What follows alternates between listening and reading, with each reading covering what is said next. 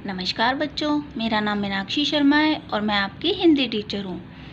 कैसे हो आप सभी? आशा करती हूँ कि आप सभी घर में स्वस्थ और सुरक्षित होंगे। आज मैं आपको आपकी पाठ्य पुस्तक बसंत भाग 1 का छठा पाठ पढ़ाऊँगी, जिसका नाम है पार नज़र के। यह पाठ जयंत विष्णु नार्लिकर जी ने लिखा है।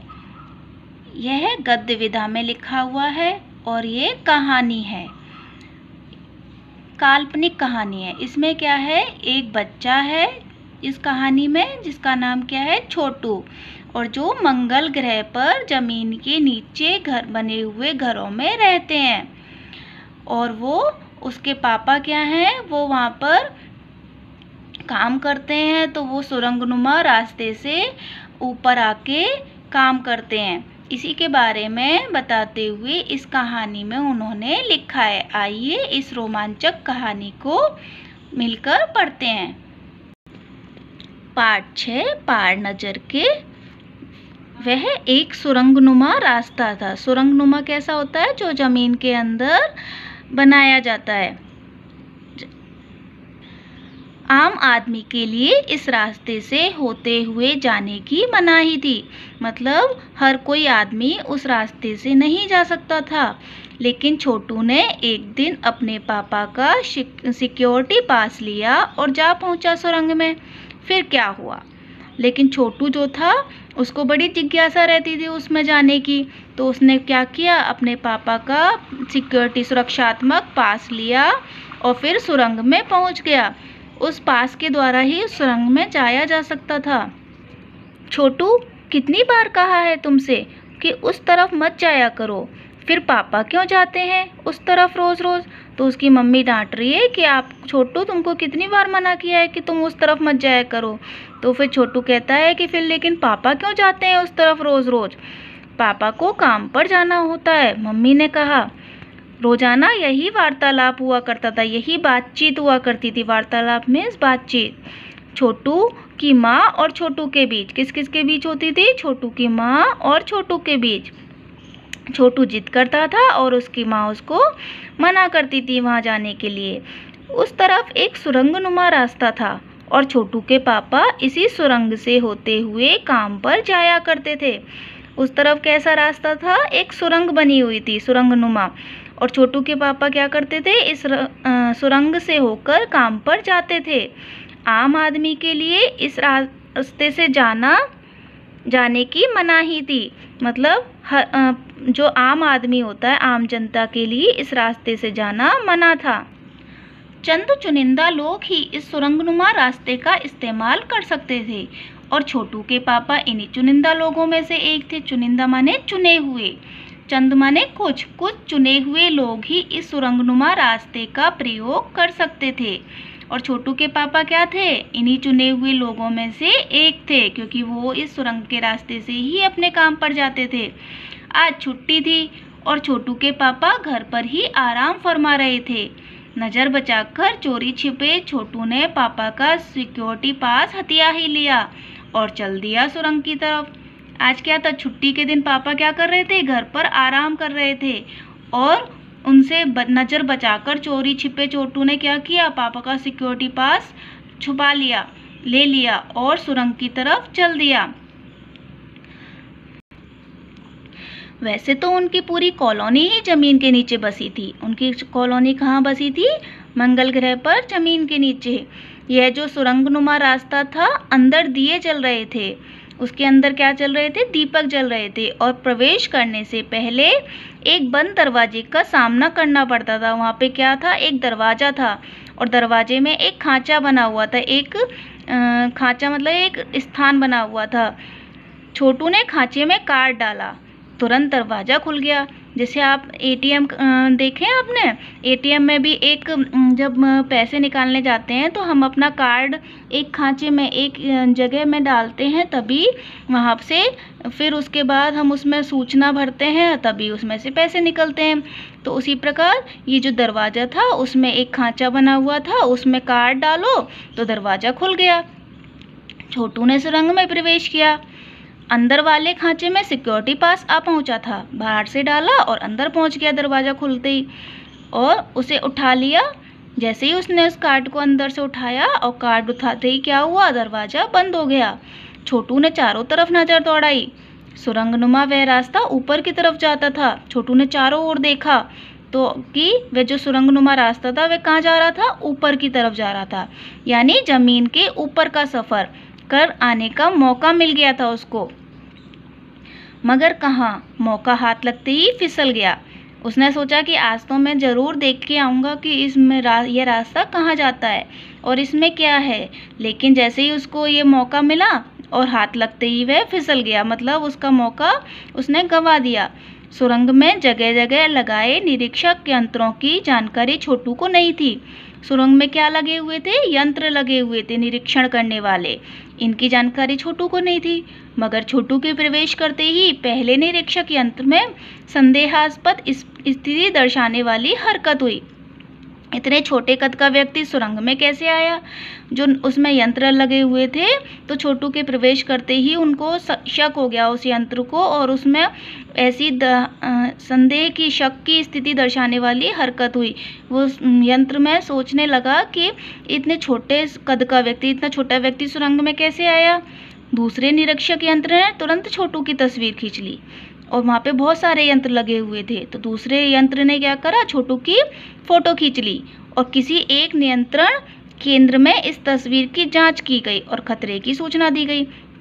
जैसे ही नियंत्रण केंद्र में इस फ़ोटो की जांच हुई, क्योंकि वो तो अनजान व्यक्ति था, अनजान बच्चा था, तो तुरंत ही खतरे की सूचना बज गई। इन सारी गतिविधियों से अनजान छोटू आगे बढ़ रहा था, लेकिन छोटू को ये सब पता नहीं था। वो अपने रास्ते पर आगे बढ़ता जा रहा था। तभी जाने कहाँ से सिपाही दौड़े चले आए, और जैसे ही खतरे का सायरन बजा तो सिपाही भागे हुए आए और छोटू को पकड़कर वापस घर छोड़ आए। घर पर माँ छोटू का इंतजार कर रही थी। बस अब छोटू की खैरियत ना थी। छोटू के पापा ना होते तो छोटू का बचना मुश्किल था। जब जैसे आप कभी बिना बताए अपने घर से जाते हो तो माँ कैसी पिटाई करती है, ये तो आपको भी सबको पता है।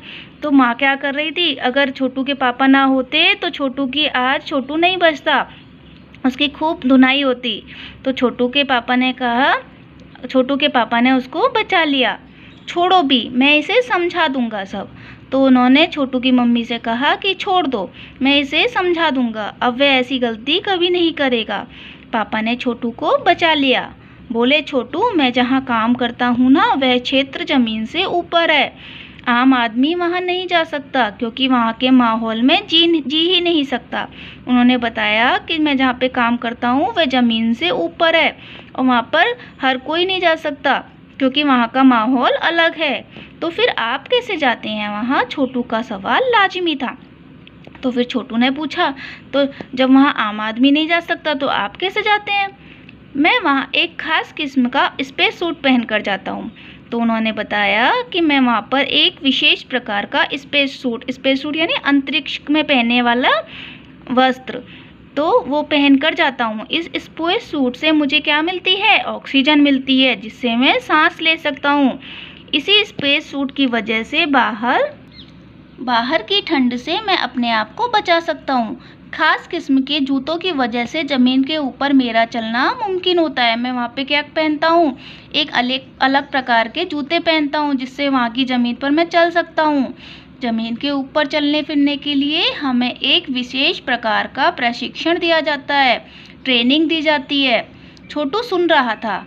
पापा आगे बताने लगे, एक समय था जब अपने मंगल ग्रह पर सभी लोग ज़मीन के ऊपर ही रहते थे। तो वो उसको बता रहे हैं कि पहले ज़माने में हमारे इस मंगल ग्रह पर सभी लोग ज़मीन के ऊपर रहते थे, बगैर किसी तरह के यंत्रों की मदद के, बगैर किसी खास किस्म की पोशाक के। हमारे पुरखे ज़मीन के ऊपर रहा करते थे। तो बता रहे हैं कि पहले ऐसी ज़रूरत नहीं पड़ती थी कि स्पेस सूट पहनना पड़े या ख़ास तरह के जूते पहनने पड़े। लेकिन धीरे धीरे क्या हुआ, पर्यावरण में परिवर्तन आने लगा, बदलाव आने लगे। कई तरह के जीव धरती पर रहा करते थे, एक के बाद एक सब मरने लगे, क्योंकि वहाँ का वातावरण चेंज हो रहा था। इस परिवर्तन की जड़ में क्या था? इसके परिवर्तन का मूल कारण क्या था? सूरज में हुआ परिवर्तन। सूरज से हमें रोशनी मिलती है, उष्णता मिलती है, सूरज से हमें गर्मी मिलती है ना। इन्हीं तत्वों से जीवों का पोषण होता है, जीवों को पोषक तत्व प्रदान होते हैं, मिलते हैं, जीवों का पोषण होता है। सूरज में परिवर्तन होते ही यहाँ का प्राकृतिक संतुलन बिगड़ गया। प्रकृति के बदले हुए रूप का सामना करने में यहाँ के पशु पक्षी, पेड़ पौधे, अन्य जीव अक्षम साबित हुए। केवल हमारे पूर्वजों ने इस स्थिति का सामना किया। तो जो वहाँ का जो वातावरण बदला, तो वहाँ पर जो पेड़ पौधे, पशु पक्षी थे, वे सब क्या हो गए? अक्षम साबित हुए, मतलब समर्थ नहीं हुए वहाँ के उस वातावरण में रहने के। केवल हमारे पूर्वजों ने ही इस स्थिति का सामना किया। देखो बच्चों, अक्षम, अक्षम का विलोम शब्द क्या होगा? सक्षम। सक्षम माने समर्थ और अक्षम माने असमर्थ। अपने तकनीकी ज्ञान के आधार पर हमने जमीन के नीचे अपना घर बना लिया। जमीन के ऊपर लगे विभिन्न यंत्रों के सहारे हम सूर्य शक्ति, सूरज की रोशनी और गर्मी का इस्तेमाल करते आ रहे हैं। हमने क्या करा? अपने टेक्निकल ज्ञान से क्या करा? अब जमीन के नीचे घर बना लिए और विभिन्न यंत्रों के सहारे हम सूर्य की शक्ति और रोशनी का प्रयोग करते आ रहे हैं। उन्हीं यंत्रों के सहारे हम यहाँ जमीन के नीचे जी रहे हैं। यंत्र सुचारू रूप से चलते रहें, इसके लिए बड़ी सतर्कता बरतनी पड़ती है, बहुत सावधानी रखनी पड़ती है। मुझ जैसे कुछ चुनिंदा लोग इन्हीं यंत्रों का ध्यान रखते हैं। तो वो उसके पापा क्या काम करते थे? टेक्निकल इंजीनियर थे, तो वो इन यंत्रों का ध्यान रखते थे। बड़ा हो जाऊंगा तो मैं भी यही काम करूंगा। छोटू ने अपनी मंशा जाहिर की, छोटू ने अपनी इच्छा प्रकट की कि जब मैं बड़ा हो जाऊंगा तब मैं भी आपकी तरह ही काम करूंगा। बिल्कुल, मगर उसके लिए खूब पढ़ना होगा, माँ और पापा की बात सुननी होगी। माँ ने कहा, बिल्कुल सही कह रहे हो, तुम्हें उसके लिए क्या करना होगा? पापा की तरह बनने के लिए खूब पढ़ाई करनी होगी और माँ और पापा की बात माननी होगी, कहना मानना होगा। दूसरे दिन छोटू के पापा काम पर चले गए। देखा तो कंट्रोल रूम का वातावरण बदला बदला सा था, कुछ वहाँ पर चेंज हो गया था। शिफ्ट खत्म कर घर जा रहे स्टाफ के प्रमुख ने टीवी स्क्रीन की तरफ इशारा किया। वहाँ पे क्या करते थे लोग? शिफ्टों में काम करते थे। तो जब एक शिफ्ट का काम पूरा हो गया तो उन्होंने, जो स्टाफ जा रहा था, तो उनका जो प्रमुख लीडर था, प्रमुख अधिकारी थे, उन्होंने टीवी स्क्रीन की तरफ इशारा किया। स्क्रीन पर एक बिंदु झलक रहा था, एक बिंदु दिखाई दे रहा था। वह बताने लगा, यह कोई आसमान का तारा नहीं है, क्योंकि कंप्यूटर से पता चल रहा है कि यह अपनी जगह अड़िग नहीं रहा। तो वो बता रहे थे कि ये आसमान का तारा नहीं है, वो जो बिंदु दिखाई दे रहा है। तो कंप्यूटर से हमको क्या पता चला? कि वो अपनी जगह पे स्थिर नहीं है, अपनी जगह पर टिका हुआ नहीं है, तो वो आसमान का तारा नहीं हो सकता। पिछले कुछ घंटों के दौरान इसने अपनी जगह बदली है।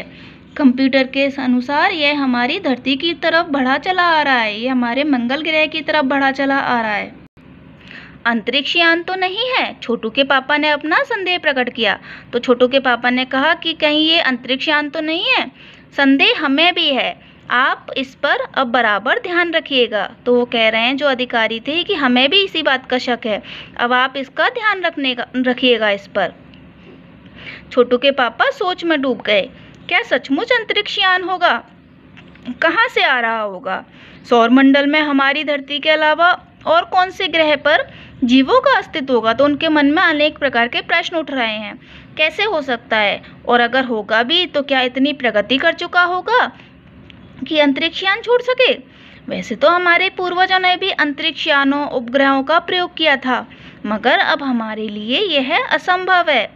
इसके लिए आवश्यक मात्रा में ऊर्जा तो हो। काश इस नए मेहमान को नज़दीक से देखा जा सकता। वो कह रहे हैं कि क्या काश मैं इस मेहमान को, जो ये हमारी ओर बढ़ा चला आ रहा है, इसको पास से देख सकता। हाँ, अगर वह इसी तरफ आ रहा होगा तो यह संभव हो सकेगा। देखें। तो कह रहे हैं कि अगर ये हमारी तरफ ही आ रहा होगा तो यह संभव होगा कि हम इसको पास से देखें। तो बच्चों, आज मैं आपको इतना ही पढ़ाऊंगी। इसको आप अपने घर पर पढ़ेंगे और समझेंगे।